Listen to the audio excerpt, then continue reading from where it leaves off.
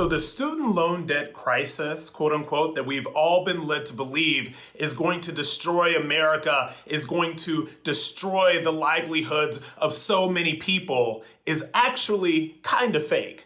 It is actually not really a crisis. It is a problem of the very privileged. Let me explain to you. So first of all, the student loan debt crisis is pretty much presented by a lot of very wealthy, very privileged, liberal people in the media as something that the vast majority of Americans have to deal with, that the vast majority of Americans have this crushing amount of student loan debt that they are just not able to pay off. And it stops them from getting houses, it stops them from building their lives, it stops them from doing everything that we need to do to kind of build our lives as Americans. But that is not exactly true, because get this, the average person that graduates just with a bachelor's degree has about $25,000 to $30,000 of student loan debt. That's not a lot. As a matter of fact, if you paid off $180 a month of that, for 20 years, you would pay it off. So this is not what we're talking about here. The people that come up with the vast amount of student loan debts, when we're talking $100,000, $200,000, $300,000,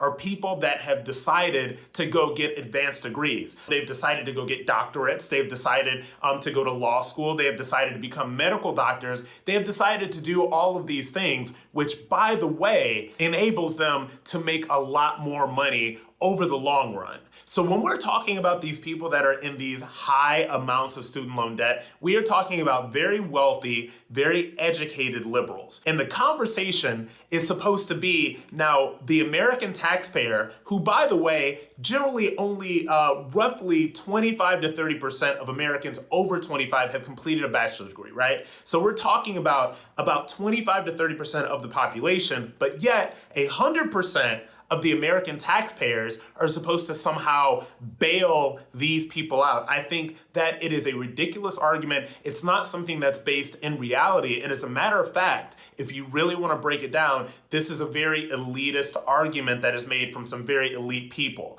There are so many decisions that you can make to make sure that your student loan debt is not something that can overwhelm you. I have student loan debt myself, and the reason why I don't have a ton more than I do is because I went to the military, I served my country, I traded something to be able to get access to a college education and the funds that made it able for me to do that without taking on enormous amount of debts. But see, the whiners of the far left don't want to do that. They don't want to join the military. The whiners of the far left don't want to decide to go to public schools because they feel like they are entitled to these high class elite schools that are, by the way, much more expensive. And not only do they feel entitled to that, not only do they not want to make the sacrifices that a lot of people who were not bogged down in student loan debt made, but they also want the taxpayers to pay it off. It is a ridiculous argument. It is not real. This is not about working class people. This is certainly not about poor people. This is, once again, an argument of the wealthy, privileged elite on the left that wants the American taxpayer to be on the hook for their poor choices and their entitlement. I personally say absolutely not. And the more we are able to let people know that this student loan debt crisis is not really a crisis for all of America, it's just a problem for the privileged, the more that we will be able to convince people that using the American taxpayers' money to pay off student loan debt is a mistake and we should not stand for it.